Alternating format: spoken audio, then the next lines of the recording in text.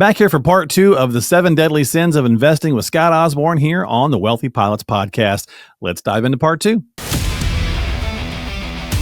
got some turbulence up ahead.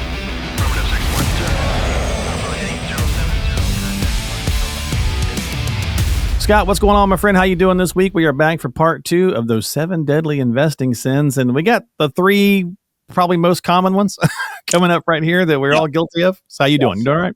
Yeah, good. I'm excited. Dude, these three are three I'm pretty passionate about, so I'm excited to talk about it. And we all are guilty of it in a lot of walks of life, right? I mean, the actual deadly sins as well, kind of fall into these categories here. So we'll just dive into these final 3. When you're talking about investing, we talked about market timing, over diversification, under diversification, chasing returns. Well, what you're talking about with all of those possibly is, fear. Right. So that's the next one. Number 5 is fear, because you're afraid that you're under diversified, or you're afraid that you're over diversified, or that you're just going to miss out on something. Yeah. To me, fear, there's 2 parts to fear. Okay. One is like the fear of loss, and the other one is like the fear of missing out, FOMO, right? You've heard of that. And so that fear of missing out, that hits people all the time. Hey, should we be in crypto? Should I be buying gold? Should I be buying Bitcoin? Should I be doing this? Should I be doing that? Hey, I heard weed stocks just got authorized. Do we need to be buying weed stocks? Right. I heard the electric battery companies are about to take off because of the new bill, blah, blah, blah. That fear of missing out can drive somebody mad. I have a lot of bad investment decisions, right? And with a 24-hour day news cycle and YouTube and everything else, it's easy to find anyone to support your fear, right? Like all you got to do is look something up, hair thinning. You can go find a ton of stuff on that if you want, right? So. For sure. But yeah, so I mean, that fear of missing out is one portion of it. The second portion I would say is the fear of loss. So again, this happens again. We talked about this a little bit last time, but I would say with my folks who are more in the back half of their career, they can see retirement on their horizon, or they're very near or even recently retired. That fear of loss, like, hey, I can't stomach the accounts going down because it's going to continue to go down. It will never come back. And ultimately, I'm going to not be able to have the retirement that I worked so hard for. Yeah. It's a very understandable fear. Very understandable. You don't want to get to that point and lose it. Absolutely. Absolutely. However, this is why having a plan is so important. When I take a step back and I look at my assets and I can see that I have a plan, and I can see that rooted in data, rooted in history, that I have to ultimately fight what I would call this sentiment of, but this time it's different. Right, of course. This time it's different. That is the root to me, of where like fear of loss comes from. That is the mantra of life the last 5 years, I think. But this time it's different, no matter what you want to apply it to, right? We're all guilty of 33% in 2020 in a month. Right. That was unique. But it wasn't different. It was the markets responding. Every situation is unique. Don't get me wrong. Every situation is unique, but they are the same. Yeah, big tariff conversation. It was unique, but 100%. Yeah. The markets respond to the news. The news is unpredictable. Markets are unpredictable. So when there's unpredictable news, the markets are going to do unpredictable things. That's not different every time.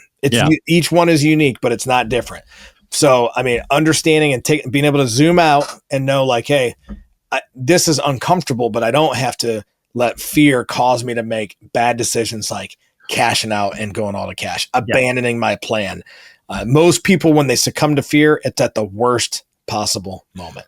Well, and there's 2 things you can do inside of number 5, which is fear, and then number 6, which we're going to talk about, is greed. And that's going to be either too much action or inaction, right? And either one of these, whether it's fear or greed, because if you overreact to your fear or your greed, you could cause more damage. And if you do nothing at all to your fear or your greed, you could also cause more damage, right? So it's a tough, kind of tightrope to walk. For sure. And I think a little bit of fear is okay. Sure. And a little bit of greed's okay. Yeah. It's you don't want to be overcome with any of these emotions, for sure. They should not have their hands on the wheel. But, understanding, kind of like you said, bringing the number 6 here into the discussion with greed. Greed can also cause people to do very irrational things. Yeah. And again, if I'm in a great growth fund that's had an amazing 18 months, I can start to say, hey, why don't this is outperforming everything else. Why don't we sell everything else and go buy that one mutual fund? Because that greed kicks in, that we want to get more of those returns. But generally speaking, the opposite is typically what is best. Yeah, this is why in our DNA, I think most people were not meant to be investors. It's hard on the emotions. I'll give you another example here, Mark. I'm retired. I'm looking at what asset I want to sell for my next upcoming distributions, and I look, and my technology fund is up 20%, and my bond fund is only up 2%. Well, the human part of me says, I'm going to sell the underperforming one to fund my income needs for the next 6 months. Right. But the wise person would say, hey, this technology fund has had 2 years of overperformance. Let's skim some of those profits and use that to live off the next 6 months. Yeah, the ratios are out of whack big time, right? Exactly. So that most people's intuition is just like George Costanza, the opposite of what it should be. You know what I mean? If you're familiar with that episode, when he's like, I'm going to just start doing the opposite of what comes to mind, and his whole life starts to get fixed. Yeah. Because this thing right here has a lot of power, right? And you don't want it, your wallet, it drives you, right? So you're terrified of losing stuff, but you want to also add more to it. So you got that fear, you got that greed, and they are, the old cartoons that we used to, the Looney Tunes cartoons, we got the angel and the devil on either side of our shoulder, just doing their thing there. So, well, and I think, greed can come in. It's very cyclical, right? Big time. Greed comes like at the top of where this performance, like the greed comes right before we generally will apex in the market.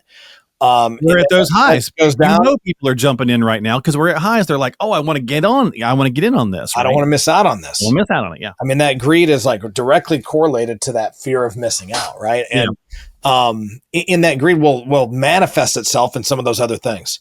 Oh, for sure. Under diversification, market timing, chasing track records. Like you start just to do all these things that are not in your best interest and are not going to serve you well long term. Yeah.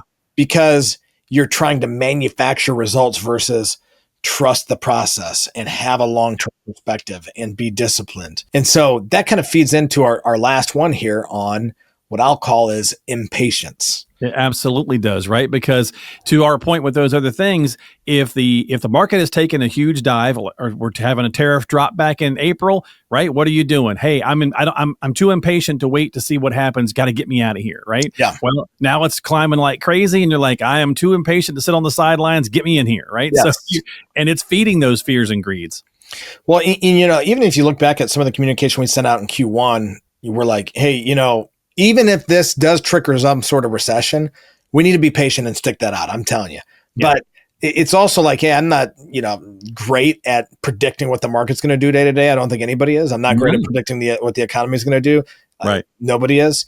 But you could look across the scenario and be like, hey, there's a sense that this is going to be pretty short term because there's so many other good economic indicators out there. Could it trigger a recession? Yes, but we're very hopeful that this is just very short term. Right. Here it is. Man, 3 months later, we're at all time highs. And if you can't be patient, to quote you from last time, for 10 minutes or 10 days, you definitely aren't going to be able to be patient for 10 years. And sometimes it requires that. Yeah. And so these down markets are when equities get returned back to their rightful owners, where people that don't deserve them sell out and we get to buy them at a discount. Reversion to the means is a big thing. For sure. And so to me, that impatience is not being patient is a very, very, big emotional flaw for many investors. You look at the people that made a killing on NVIDIA. Dude, most of them owned it for years, getting no returns. It goes like this for years and then bam, Yeah. And that takes a lot of patience for people, that these individual investors that were believing in that company for all that time. So, patience is, the more patient you can be, the more you will be rewarded for it. And we're talking about sins, right? What is patience? It's a virtue. For sure. I was just getting ready to say, dude, like, we quote it from, to get a little biblical here on you. We quote it with the family, like even at my own wedding, like love is patient, love is kind, that whole verse. But the very first one is love is patient. I'm telling you, man, if you want to love your portfolio, be patient. Be patient. There you go. And, I like it. if you don't love it, there's probably some of these sins going on. I can tell you that. So there you go. And so the patient side is very important, in letting a plan come together. And, dude, I can't tell you how many people we brought on, and we do that coaching and get them, to get a lot of these good processes in place, get a lot of these good disciplines in place, and then coach them on the being patient. Then they trust the process. And you give it a few years and it's like, man, I'm doing better than I've ever done before, but it's not because are great at stock picking. It's because we just stopped being our own worst enemy and we let the market take care of us. I can't tell you how many advisors I hear that from, that people are obviously a little skeptical sometimes when they first get a plan. They know they need one. They get one. They start working with a professional and they're like, a couple of years into it or whatever. They're like, man, I'm so glad I called you when I did. Actually, I wish I'd called you sooner because I'm much more comfortable and calm when these things do happen. Right. Yep. So that's the key right there. And if you'd like to get started, there's a really easy way to do that. You can get the retirement toolkit that Scott's got going on. If you want to check that out, check this out. Hey everyone, real quick, if you haven't grabbed Scott's Financial Flight Control Toolkit yet, now is the time. This is packed with tons of helpful resources and tools like this, Scott's book, The Dichotomy of Wealth, which is a pilot's guide to maximizing wealth and cash flow in retirement. You also get access to some great guides like this one, Advice Matters, which breaks down 4 key ways a good financial advisor can help you boost your returns over time. And guides like this one on the pitfalls of emotions when it comes to investing, and this one on the HCM byline investment strategy, and more. So if you'd like your very own Financial Flight Control Toolkit, just click the link in today's show description, and Scott and the team will be happy to get one sent your way at absolutely no cost to you. Well, Scott, as always, man, thanks for hanging out with us and breaking it down, the 7 in investing sins. Always appreciate your time. I hope you have a great week. You too, brother. Thanks a ton. Yeah, absolutely. We'll see you next time here on the Wealthy Pilots Podcast. Don't forget to subscribe to us on Apple, Spotify, and of course, YouTube. And get yourself that retirement toolkit Molly talked about earlier. You can find links in the show descriptions below, and we will see you later here on the show.